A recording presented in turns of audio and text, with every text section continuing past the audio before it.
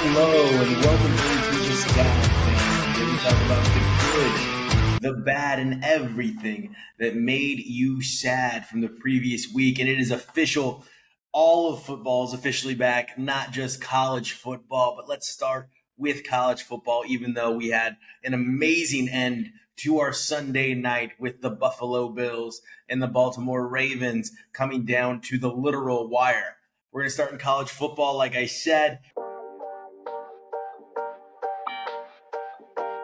Is it time to like Oklahoma as a college football team and what Brett Venables is doing over there? Or is it time to say, hey, Sherrone Moore is probably not the right coach for the Michigan Wolverines? Perhaps that is not a well-disciplined team that we should be putting stock in to be a playoff contender.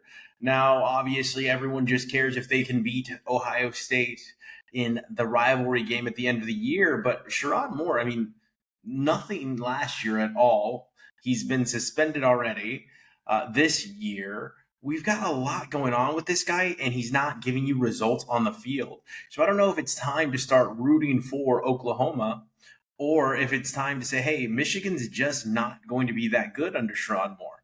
He's not the coach that this team needs. Not that he's a bad coach. He's just probably not what this team needs, what this Michigan team needs if they're going to propel themselves into the national conversation on a consistent basis, not just when they have Jim Harbaugh there and they're stealing signals from the other side of the field.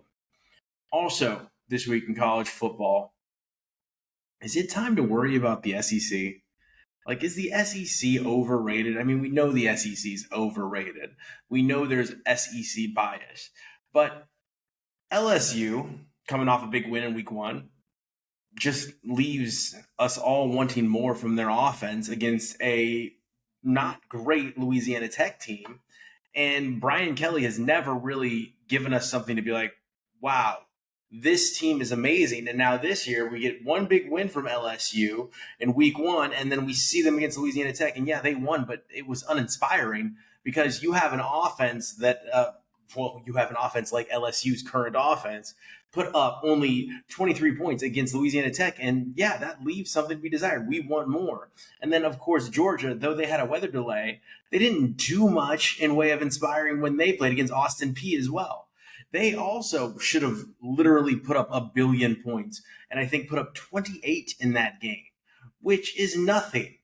We are in the overreaction time period of football season, where we don't really know who anyone is or what these teams are going to be capable of.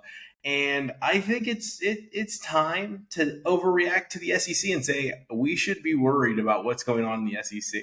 We already saw what happened to Alabama against FSU.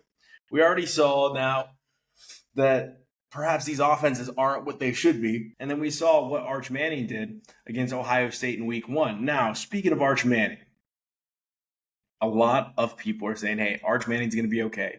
Arch Manning's going to be good. Texas is going to be fine. And then you look at who they played, and it's San Jose State. And I'm looking at this going, yeah, of course he's going to be fine against mediocre competition, against bad teams. He needs to be. His athletes are far superior to the athletes on that team. If he's not at least playing at a decent clip against these teams, we really need to worry more than we already are. Because the athletes at Texas are just on another level than what you're going to get at San Jose State. The money that's being paid to the athletes on Texas is far higher than the money that's going to be paid to the athletes on San Jose State. So yeah, they should absolutely be a team that is favored in most games that they play, and they should be favored by 1 billion points when they play a team like San Jose State. Really, right now, what we're seeing out of the SEC is we've got Oklahoma, who, like I said, I don't know if they beat a good team in Michigan. I don't know.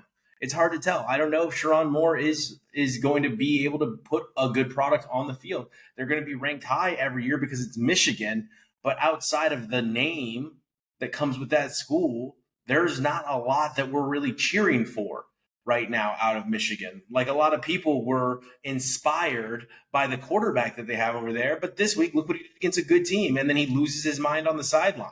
Like, that's a maturity issue. That's a coaching issue. That's a discipline issue. So that leaves us saying, hey, is this the team that we're going to say, hey, you know what, Oklahoma be a quality team. They're going to be very good. Or is it, you know what, we're going to have to wait and see more. outside of those things that happened, all of the ranked teams did what they were supposed to last week, right? Clemson, again, looks not great against Troy. Cade Klubnik, again, I don't know how he's going to wrestle his way back into this Heisman conversation because this team is not putting up the numbers that it should against bad teams. But there is one last story that I need to talk about, and it's not Cade Klubnik and Clemson. They've gotten enough play over the last couple of years, and last week we talked about them quite a bit. I just think it's over for Clemson. I don't think Clemson is that great. I think, again, maybe they're living off the same thing that Michigan is, their name over the last couple of years. But the last thing we want to talk about is another Oklahoma team. Oklahoma State is a big school by most metrics. Oklahoma State has been considered one of the better schools in college football over the last probably 10 to 15 years. Mike Gundy has had a long leash. He said some stupid shit. He's done some stupid things. And he's never really gotten you great results. They're ranked great because there's only so many teams that can be ranked high. And when you play a lot of nobodies in a season, and then you play a somebody and you can win one out of every 5 of those against a somebody games, then you're going to be considered a decent team. But if you really look at it, Oklahoma State has underperformed and underwhelmed every year under Mike Gundy. They've never played at proper rating. They've never played above their station. They've always sat just beneath where we all feel like they should be as a top-tier college football team. And this week, they went into Oregon and played an actual top-tier college football team and got smacked like they were a Division III team. All right? They lost 69-3 against an Oregon team who is, a top 5 team. But it's Oklahoma State. It's not like they're playing Sacramento State. Oregon just beat a Big 12 school 69-3. That is insane. That should never happen. And here we are looking at this. And I'm telling you right now, I'm calling for another coach to be gone. Gundy's time is over. Get rid of Mike Gundy. What are you possibly getting out of him besides controversial headlines? Oregon did what Oregon is going to do, but not against a team like Oklahoma State. So I don't think Oregon is over most Power 5 teams 69-3 better. I just don't think they are. But here we are. Oregon is going to continue to make their way through their new conference in the Big Ten, and we'll see what happens at the end of the year. But right now, I think it's over for the SEC. I think it's over for Oklahoma State, and I don't think we should be too excited about what we saw out of Arch Manning in Texas or what we saw out of Cade Klubnik in Clemson.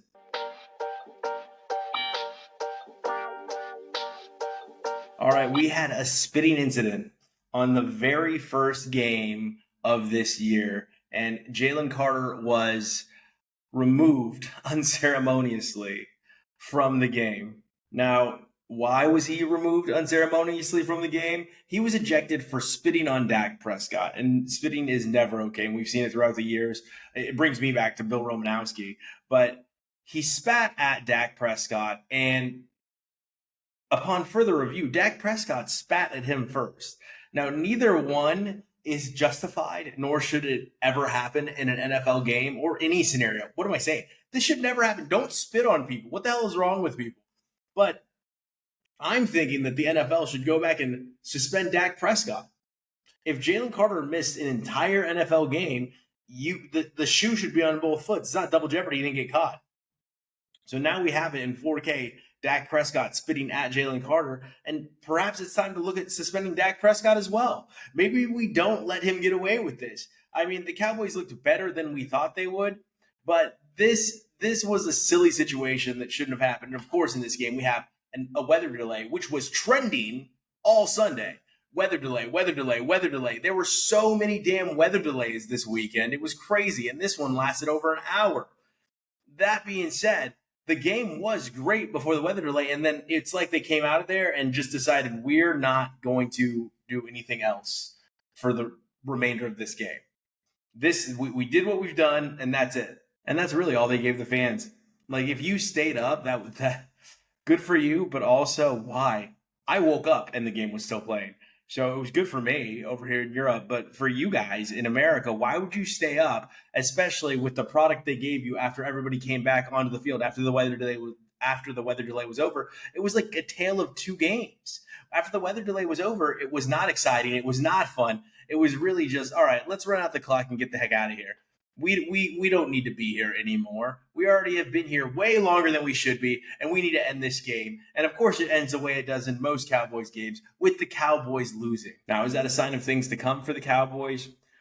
Probably. They're in a really tough division, with the Washington Commanders getting a win, with obviously the Cowboys going down to Philly, and then who knows what the Giants are going to do at this point. Dayball's non-committal on a quarterback, which is just stupid to me. Who cares? Like, you've got Jameis Winston. Just put the rookie in and let's see what happens. Because Russell Wilson, why are we shocked that this is what Russell Wilson gives you? This is what Russell Wilson has been doing the last 4 years, 5 years. Okay? He is not going to be the quarterback you saw take the Seahawks to 2 Super Bowls. It's just not who he is anymore.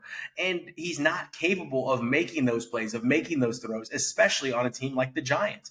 The Giants aren't fit to be a team that's in the top tier, to have a just okay quarterback carry them to the playoffs. That's just not how they're built. They need more at the quarterback position. They need somebody that gives them a chance in a game, not somebody that can not make mistakes. And Russell Wilson does make mistakes. That's the other part of Russell Wilson. He's not the quarterback that's going to keep the ball safe. He's going to make a few mistakes. But this week, I don't know that he was the reason they lost, but they confirmed what we thought about the Giants. The Giants are going to be a team that finishes at the bottom of that conference.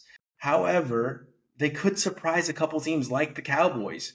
The Cowboys are not a team that is going to be a juggernaut this year, and I think we saw that. They're a team that they can show flashes. They're a team that can be good on certain nights, but they're not going to be a team that's able to maintain that stamina.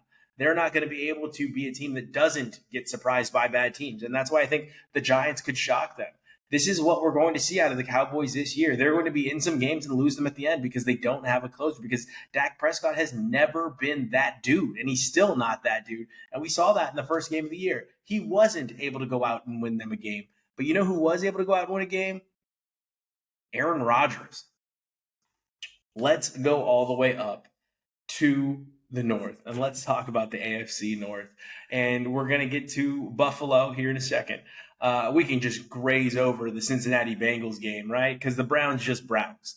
We just saw the Browns go in there and do what the Browns do, which is find a way to lose. The Browns should have won that game. They had every opportunity to win that game, but they're the Browns. So why would they win that game? They're going to find a way to lose that game. However, the Pittsburgh-New York Jets game was phenomenal. It was one of the best games of the day, and we're not going to overreact here. Aaron Rodgers is not going to be able to get this team over the hump. They beat a Jets team that's not that good, a Jets team that overperformed, that performed way above their level, and it was really cool to see. You need to go watch the replay of Jalen Ramsey laying the hit on Wilson, because those two were chomping back and forth at each other all game long.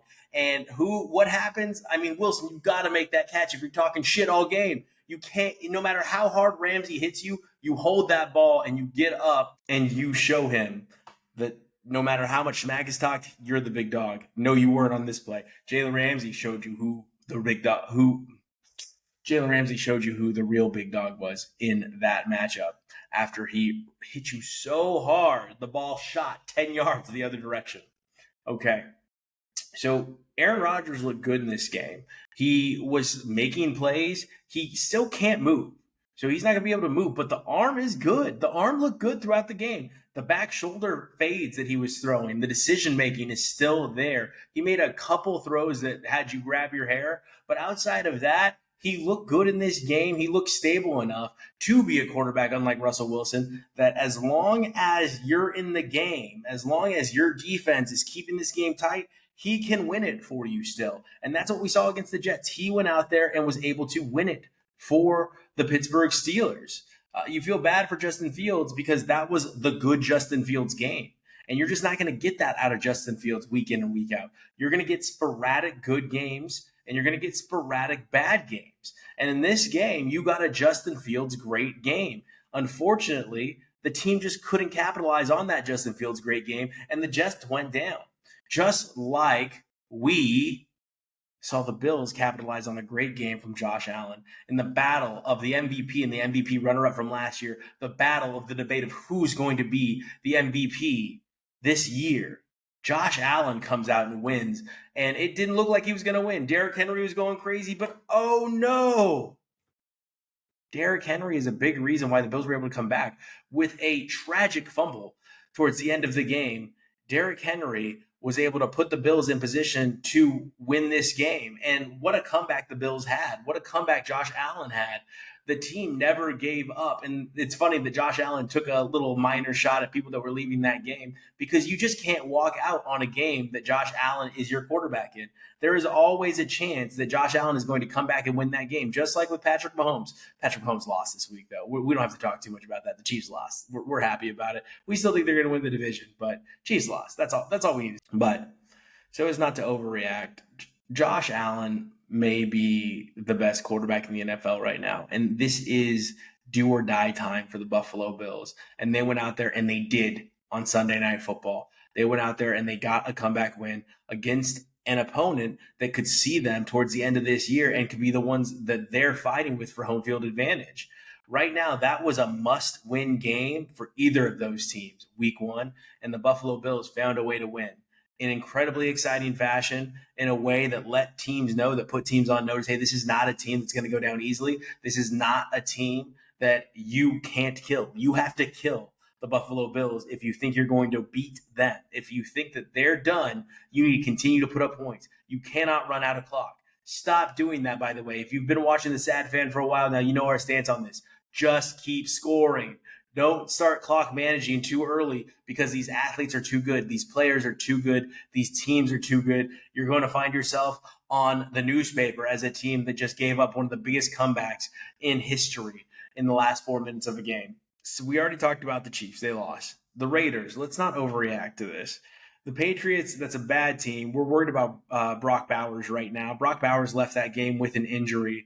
Ashton Genty did not look good in that game. He got a touchdown, but overall, like, what is going on there in a Pete Carroll coach team? You're not used to seeing that from a back, especially a back considered a power back. 38 yards was sad. There needs to be more investment made in that running game. You need to make sure, like, yes, they got the win, but we're not going to trust Geno Smith to go out there and win in this division night in and night out. You need to establish a running game. You need to have an ability to run play action where teams are afraid. And that's why Genty was drafted so high to this team. And if you're not going to utilize him in that way, then that was a wasted draft pick. Michael Mayer was able to step up after Brock Bowers went down and make some big plays. But without Brock Bowers, you don't really have much of a passing attack. Don't throw Jacoby Myers at me. He's an okay receiver. Just okay. That's it. He has a high usage rate because there's not a ton of wide receiver talent on this team. Betch looked good, but looked good for how long? Not that long. He had a spurt. Okay. This team needs to really, like, it can't be every single week they're figuring it out. They need to figure it out fast. If they're able to do that, I'll say I was wrong. But right now, that game looks sloppy on both sides. The Patriots look bad, and Las Vegas Raiders look good enough to win, basically. All right, let's talk really quickly about a big matchup in the NFC North. You had the Lions and the Packers. The Packers, I picked them to win this division. The Packers look good. Micah Parsons looks good. Rashawn Gary looks good. Jordan Love looked good. That team is scary right now. And I'm worried about the Detroit Lions finding their footing right now with losing both their offensive and defensive coordinator in the offseason. This team looked wobbly, and they looked wobbly the entire game. The offense looked like it missed Ben's play calling, and it wasn't able to quite put everything together. And that's not great because that's your competition in that division. And if they're able to go out there and whack you like that, that's a sign. Now, we'll see what they can do in week 2. Like I said, this is the biggest week of overreactions in the NFL all season. But that was really rough. And that really showed us that perhaps the offensive and defensive coordinators do matter to a team like this. We're going to end it with Cam Ward, the number 1 draft pick. Travis Hunter did not inspire in the Jacksonville game. That was a rough game if you were watching the Jacksonville Jaguars, Carolina Panthers. That was hard to watch. But Cam Ward looked really good, and he looked like he was really good on a really bad team. Tennessee does not look good. The defensive line was okay, but Tennessee looks rough. It looks like it's going to be a tough season for Cam Ward because though they lost and though their offense was not able to put a touchdown on the board, Cam Ward looked really good and he made some really solid throws. Looked good getting outside of the pocket, but he had to run for his life quite a bit in that game. I think that Cam Ward's going to be something to be reckoned with. And I'm kind of like hoping that the Tennessee Titans are able to find some hidden gem on that offensive side of the ball because Cam Ward needs it. If he's going to be out there making things happen all year like he was in this game against the Broncos, who a lot of people think are a great team, I think they're not. That's me. I think they're what they showed us against this Tennessee team. But he's going to get hurt. And we're worried about that because I want to watch more Cam Ward. I want to continue to see what Cam Ward is capable of and what he does as the season progresses because that game was fun to watch if you just watch Cam Ward play. And we're hoping that you continue to watch us give you an update every week after NFL Sunday. We'll see you next time. Back to the block, I'm scamming. Back in the shop, I'm scamming. Get it off a dummy, I'm scamming. Always get money, I'm scamming.